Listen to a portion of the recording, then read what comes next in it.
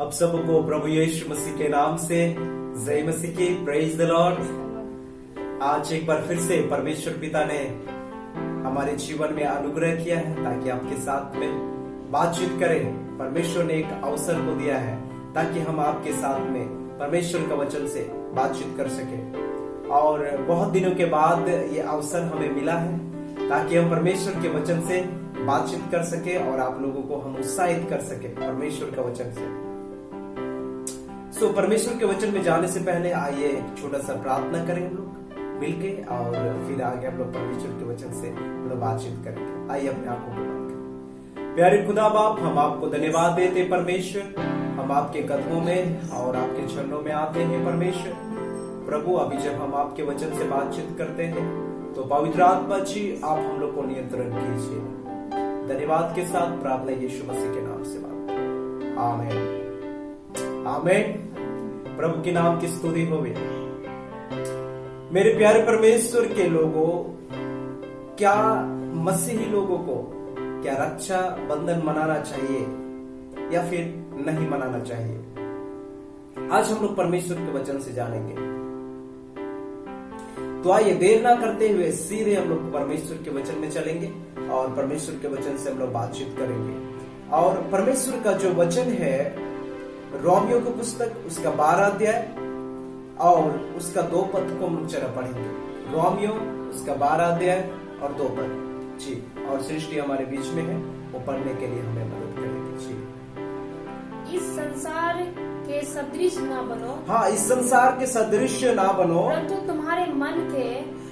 तुम्हारे मन के नए हो जाने से तुम्हारा चाल चलन भी बदलता जाए, जिससे तुम परमेश्वर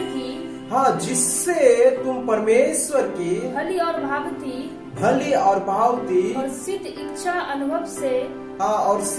अनुभव से मालूम करते रहो। हालेलुया, प्रभु के नाम की स्तुति हो गई। मेरे प्यारे परमेश्वर के लोगों, वचन बतलाती है कि तुम्हारे मन के नए हो जाने से तुम्हारा चाल चलन भी बदलते जाना चाहिए, तुम्हारा चाल चलन भी बदल जाना चाहिए। कहने का मतलब है कि अगर हमारा पुराना मन जो था वो हमारे जीवन से उतार डाला गया है और अगर एक नया जीवन को हम धारण किए हैं, नया जीवन में प्रवेश किए हैं, तो हमारा मन के नए हो जाने से हमारा चाल चलन भी जैसे हमारा पुराना चाल चलन था वैसे ही नहीं रहना है, परंतु हमारा चाल चलन भी बदलते जाना चाहिए। आमीन। प्रभु के नाम की स्तुति हो। परमेश्वर का वचन यही कहता है, हमारा मन के नए हो जाने से हमारा चाल चलन भी बदलता जाना चाहिए। हमारा मन तो नया हो गया लेकिन हमारा चाल चलन भी बदलने की जरूरत है। हमारे चाल चलन को भी बदलाहट लाने की आवश्यकता है। और वचन बतलाती है कि हमारा जीवन के साथ में, हमारा जो नए जीवन के साथ में, हमारा जो पहले पुराना जीवन था और अब नए जीवन में हम प्रवेश कर चुके हैं, नए जीवन को धारण किए हैं, और इसलिए हमारा नए जीवन के साथ में रक्षा बंधन कोई भी संबंध नहीं रखता है। ये पुराना जीवन का काम था, ये पुराना जीवन का स्वभाव था जिसमें कि हम रक्षा बंधन मनाते थे, सारी चीजों को करते थे। पर हमारे अब नए जीवन में जो है ये पुराना जीवन का कोई भी काम नहीं होना है। आमीन, प्रेज़ द लॉर्ड। प्रभु के नाम की स्तुति होवे। अब हमारा और आपका नए जीवन में पुराना कोई भी एक्टिविटीज नहीं होना है जो पहले पुराने जीवन में हम करते थे, जैसे कि आइडल वर्शिप करना और इसी प्रकार से कई ऐसे काम हैं जो कि हम पुराने जीवन में करते थे, विश्वासी लोग पुराने जीवन में करते थे, आप पुराने जीवन में करते थे, पर वो काम अब नए जीवन में नहीं होना है।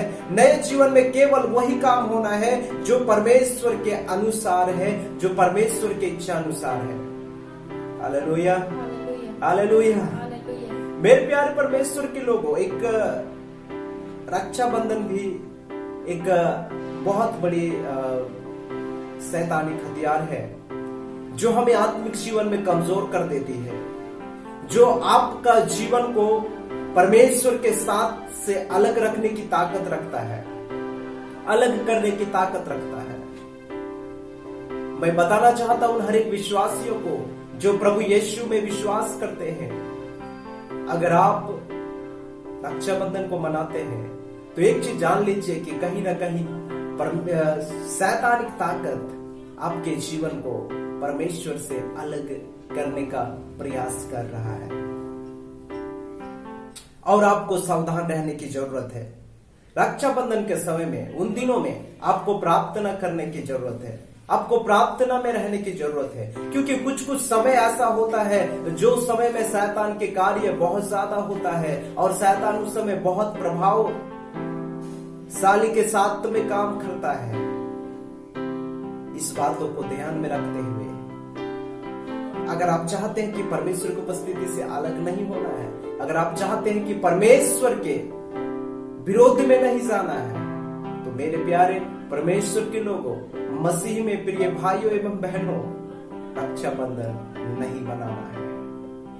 वचन साफ बतलाती है कि तुम्हारे मन के नए हो जाने से तुम्हारा चाल चलन भी बदलते जाना चाहिए, क्योंकि हमारा नया जीवन के साथ में हमारा पुराना जीवन का कोई भी संबंध नहीं है।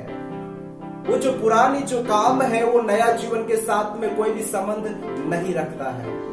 या तो फिर ऐसे जो पुराना जीवन का जो हमारा स्वभाव था, जो पुराना स्वभाव था, जो बुरे स्वभाव था, वो स्वभाव हमें नया जीवन में ऐसा नहीं है कि हमें आगे बढ़ाएगा, ऐसा कुछ भी नहीं है।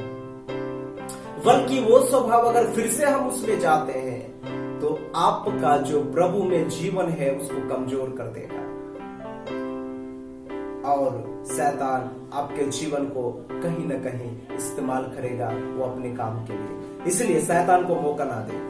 एक और हम लोग वचन को पढ़ लेंगे, दूसरा कुरिन्थियों की पुस्तक, दूसरा कुरिन्थियों उसका 6 अध्याय और उसका 14 पद को जरा पढ़े थे। हाँ, दूसरा कुरिन्थियों 6 अध्याय उसका 14 पद। जी, सृष्टि हमारे बीच में है, वो पढ़ने के लिए मदद करें। और विश्वासियों के साथ आसमान जुए में ना जूतो।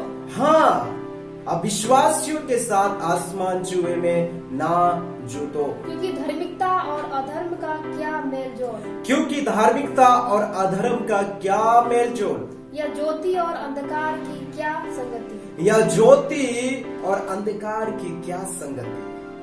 मेरे प्यारे परमेश्वर के लोगों, आप समझ सकते हैं खुदा का कलाम कहता है कि अंधकार और ज्योति का क्या संगति, एक साथ में अंधकार और ज्योति नहीं रह सकता है। आप समझ सकते हैं जो परमेश्वर का वचन हमें क्या सिखलाना चाह रहा है, परमेश्वर का वचन हमें क्या सिखाना चाह रहा है, परमेश्वर का वचन हमें और आपको क्या बताना चाह रहा है। ये साफ साफ यहाँ पे ये बताना चाह रहा है कि अंधकार और रोशनी का कोई भी मेलजोल नहीं है, कोई भी संगति नहीं है, या तो फिर अविश्वासियों के साथ विश्वासियों का कोई भी मेलजोल नहीं है। इसीलिए जितने भी लोग आप मसीह यीशु में विश्वास करते हैं, रक्षाबंधन नहीं मनाना है, वो नहीं मना सकते हैं। अगर आप उसको मनाते हैं, आप जो है वो पुराने स्वभाव को, पुराने विचारों को, जो आप पहले शैतान के बंधन में थे, जो शैतान के साथ में जो जकड़े हुए थे, उस स्वभाव को अर्थात जो है शैतान को अपने जीवन में आप बुलावा दे रहे हैं, उसको बुला रहे हैं कि आओ मेरे जीवन में आओ। अगर आप मनाते हैं तो कहीं ना कहीं शैतान को अपने जीवन में आप बुलावा दे रहे हैं, उसको इनवाइट कर रहे हैं, आप मेरे जीवन में आ जाओ। इसलिए अगर आप अगर उससे बचना चाहते हैं तो रक्षाबंधन ना मनाएं। परमेश्वर जानता है आपके भाई बहन के बीच में जो रिलेशनशिप है, जो प्यार है, परमेश्वर जानता है और उसमें परमेश्वर आपको आशीष देगा, परमेश्वर आपको बढ़ाएगा। जस्ट आप प्रार्थना करें अपने बहन के लिए, अपने भाई के लिए, आप प्रार्थना करें। आमीन। परमेश्वर के नाम की स्तुति हो। परमेश्वर आज का वचन से आप सबको आशीष देने पाए। जय मसीह की।